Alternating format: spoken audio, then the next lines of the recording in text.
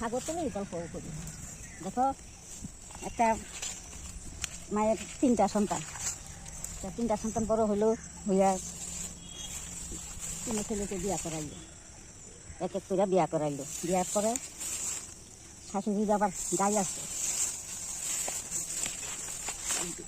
দুধ হয় 2 কেজি বা 2.5 কেজি, সেই দুধ বেছে না ছেলে দেখে সবাই। তারপরে ছেলেরা আসলে কাজের থেকে আসে দুপুরবেলা খায়, খাইয়া একটু বিশ্রাম নিয়ে পরে দুধ দেয়, খায়। তো বউ দুধ দেয় না, তখন একদিন করে আমরা লাগিনি আজকে করে চাঁদেরা দুধ খেতে পারি না। পরে একদিনকার ছোটো বউয়ে বুদ্ধি পাইলো একাই। আজকে এতদিন ধরে আসছি আমরা দুধ পাই না, 3 গালেরও 1 গালেরাও খালি ছেলেদেরকে খাওয়াই, আমরা দুধ খেতে পাই না। আজকে দুধ আমরা খাবো। পরে বউ কী করলো, পরে আটা দিয়া ব্যান বানাইয়া পরে দুধের মধ্যে ঢেলে দিল।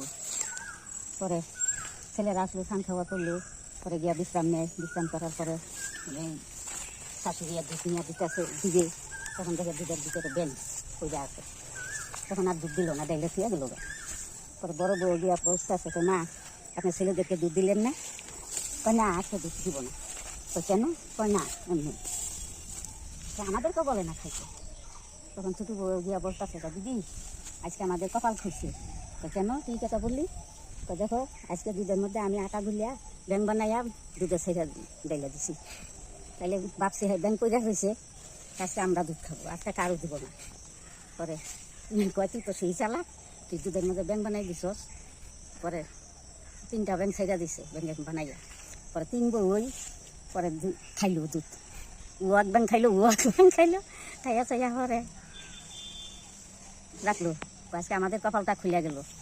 এরকম করেই খাইতে হয়, কেমন শাশুড়ি দুধ দেয় না, হ্যাঁ।